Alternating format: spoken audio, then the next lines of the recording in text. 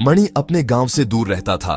वह कई साल पहले बड़े शहर आया था, किसी एडवेंचर के लिए नहीं, बल्कि जरूरत के कारण। उसके छोटे से गांव में अवसर कम थे और जमीन अब उसके बढ़ते परिवार का पेट नहीं भर सकती थी। उसे एक फैक्ट्री में एक मामूली नौकरी मिली, जहां वह शहर की कड़ी धूप में लंबे समय तक काम करता था। हर दिन एक संघर्ष था, लेकिन मणि ने कभी शिकायत नहीं की। वह जानता था कि उसके घर वाले उस पर निर्भर थे।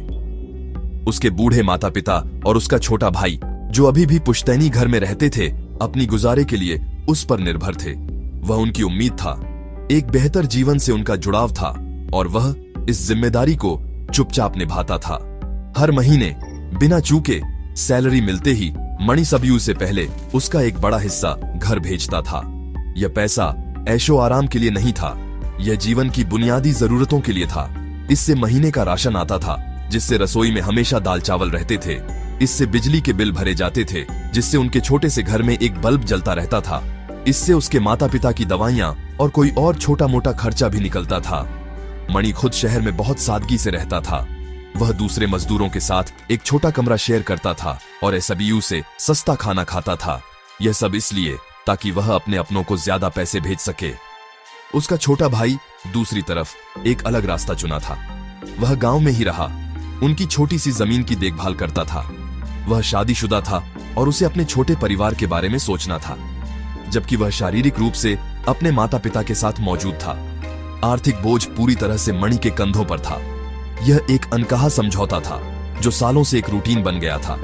मणि ने कभी इस पर सवाल नहीं उठाया। उसे विश्वास था कि माता पिता की देखभाल करना बड़े बेटे के रूप में उसका कर्तव्य है। उसे यह जानकर संतोष मिलता था कि उसकी कड़ी मेहनत की वजह से उसके माता पिता को अपने अगले भोजन की चिंता नहीं करनी पड़ती थी। दूरी मुश्किल थी। मणि को घर के छोटे छोटे सुखों की याद आती थी। उसकी माँ के हाथ का खाना, पिता के साथ शाम की बातें, गांव की जानी पहचानी आवाजें।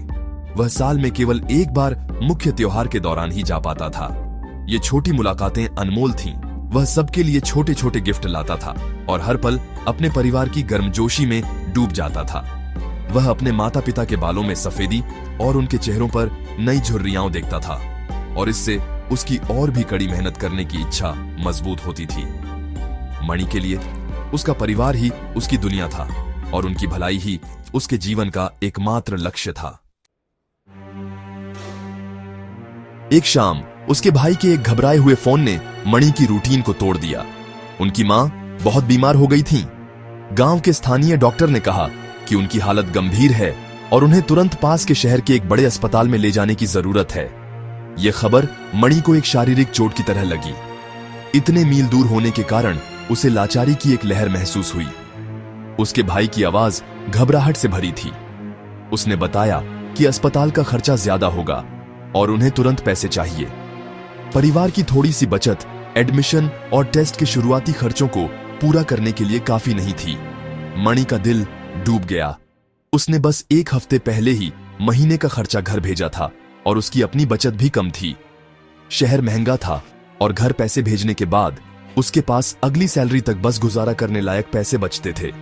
उसने अपने छोटे से कमरे में चारों ओर देखा, अपनी परिस्थितियों से फंसा हुआ महसूस किया। उसकी मां की सेहत दुनिया में सब उसे जरूरी थी और पैसों की कमी के कारण उनके दुख की सोच असहनीय थी। उसने अपने भाई से वादा किया कि वह कुछ इंतजाम करेगा और उसे वापस फोन करेगा। उसका दिमाग तेजी से चल रहा था। हर उस व्यक्ति के बारे में सोच रहा था जिससे वह उधार ले सकता था। उसने अगले कुछ घंटे दोस्तों और सहकर्मियों को बेताब होकर फोन करने में बिताए। विनम्रता से कर्ज मांग रहा था। यह एक अपमानजनक अनुभव था, लेकिन उसकी मां का चेहरा उसकी आंखों के सामने तैर रहा था, जिससे उसे ताकत मिल रही थी। वह एक अच्छी खासी रकम जुटाने में कामयाब रहा, जो अस्पताल की तत्काल जरूरतों के लिए काफी थी। उसने उसी रात अपने भाई के अकाउंट में पैसे ट्रांसफर कर दिए। फिर उसने एक छोटा सा बैग पैक किया, अपनी नौकरी से छुट्टी ली और अपने गांव की ओर जाने वाली पहली बस में बैठ गया। घर की लंबी यात्रा चिंता और प्रार्थनाओं से भरी थी। वह बस अपनी मां को देखना चाहता था और यह सुनिश्चित करना चाहता था कि उन्हें एसबीयू से अच्छी देखभाल मिले। जब मणि आखिरकार अस्पताल पहुंचा तो उसने अपने भाई और पिता को चिंतित देखा। उसकी मां कमजोर थी, लेकिन उसे देखते ही उसकी आंखें चमक उठी। डॉक्टरों ने बताया कि उन्हें सही डायग्नोसिस और इलाज के लिए शहर के एक स्पेशलाइज्ड अस्पताल में ले जाने की जरूरत है, जिसका खर्चा और भी ज्यादा होगा। बिना एक पल की झिझक के मणि मान गया। उसने स्थिति का जिम्मा लिया, एम्बुलेंस का इंतजाम किया और अपने पिता को भरोसा दिलाया कि वह सारे खर्चे संभालेगा। उसने अपने कंधों पर जिम्मेदारी का भारी बोझ महसूस किया, लेकिन वह अपनी मां को बचाने के लिए जो कुछ भी कर सकता था, वह करने के लिए दृढ़ था। शहर के अस्पताल तक का सफर लंबा और तनावपूर्ण था। मणि अपनी मां के बगल में बैठा, उनका हाथ पकड़े हुए उन्हें सांत्वना के शब्द दे रहा था जो वह खुद महसूस नहीं कर रहा था। उसका भाई उनके साथ था, उदास दिख रहा था। एक बार जब वे पहुंचे तो एडमिशन की प्रक्रिया शुरू हुई और इसके साथ ही एक बड़ी जमा रकम की नई मांग हुई। मणि ने इसे अपने उधार लिए हुए पैसों से चुकाया। अगले दिन डॉक्टर के विजिट, मेडिकल टेस्ट और चिंतित इंतजार में बीत गए। अस्पताल के बिल बढ़ते जा रहे थे और मणि के पैसे तेजी से खत्म हो रहे थे। वह जानता था कि उसे जल्द ही और पैसे का इंतजाम करना होगा। एक दोपहर जब मणि फार्मेसी में था, उसका भाई एक सुझाव के साथ उसके पास आया। उसने बताया कि उनकी मां के पास पैसों का एक छोटा सा गुप्त भंडार था, जिसे उन्होंने मणि द्वारा भेजे गए घर के खर्चों से कई सालों में बचाया था। यह उनका आपातकालीन फंड था, एक छोटे से टिन के डिब्बे में छिपा हुआ था। उसने मणि को बताया कि उनकी मां ने वह पैसा उसे दिया था, उसे उसके इलाज के लिए इस्तेमाल करने का निर्देश दिया था। यह सुनकर मणि को दुख हुआ। उसकी मां, जिसके पास इतना कम था, उसने बुरे वक्त के लिए बचाया था और अब वह दिन आ गया था। उसे राहत मिली कि यह पैसा मदद करेगा, लेकिन यह भी दोषी महसूस हुआ कि उसे अपनी जिंदगी की बचत का इस्तेमाल करना पड़ा। भाई ने अगले कुछ दिनों में कुछ छोटे बिलों और दवाइयों का भुगतान करने के लिए उस पैसे का इस्तेमाल किया।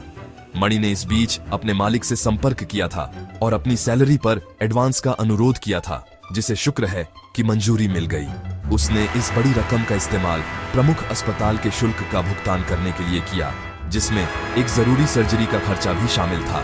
इस पूरी अवधि में मणि ने बड़े भुगतान संभाले, जबकि उसके भाई ने अपनी मां की बचत का इस्तेमाल करके रोजमर्रा के छोटे खर्चे संभाले।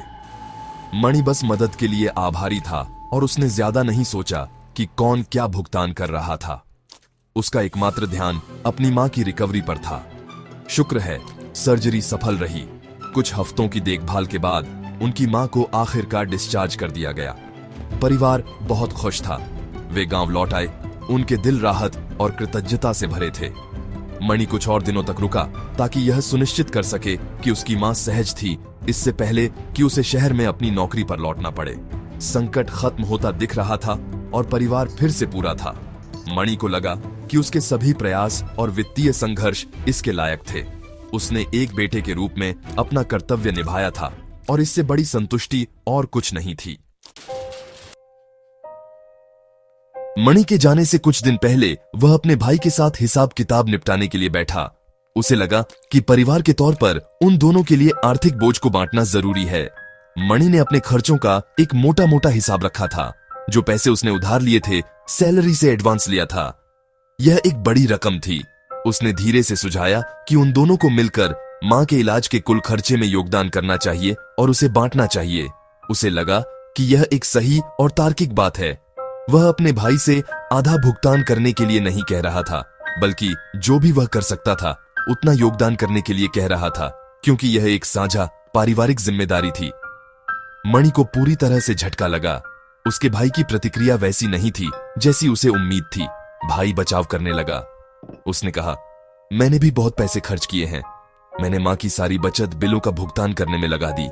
वह मेरा योगदान था। मणि अवाक रह गया।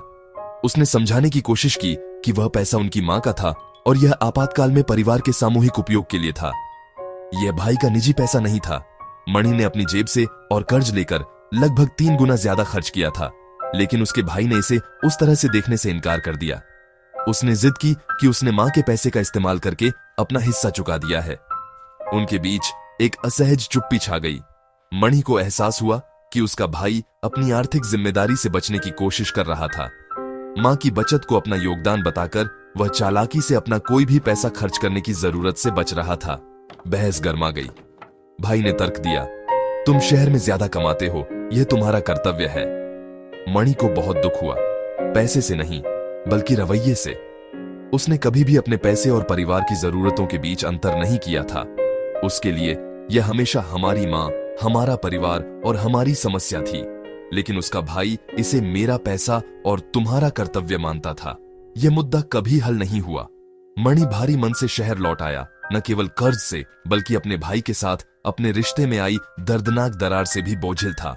वह अपने माता पिता के लिए घर पैसे भेजना जारी रखेगा, लेकिन कुछ मौलिक रूप से टूट गया था। यह एक सरल लेकिन गहरा सवाल उठाता है, परिवार में ईमानदारी क्या है? क्या यह सिर्फ चोरी न करने के बारे में है, या यह खुले दिल से जिम्मेदारियों को साझा करने के बारे में है? मणि ने अपना सब कुछ दे दिया, जबकि उसके भाई ने वह दिया जो शुरू में उसका नहीं था। तो बेईमान कौन था? क्या वह भाई जिसने स्थिति को हेरफेर किया, या क्या स्थिति खुद बदलते पारिवारिक मूल्यों का एक दुखद प्रतिबिंब थी?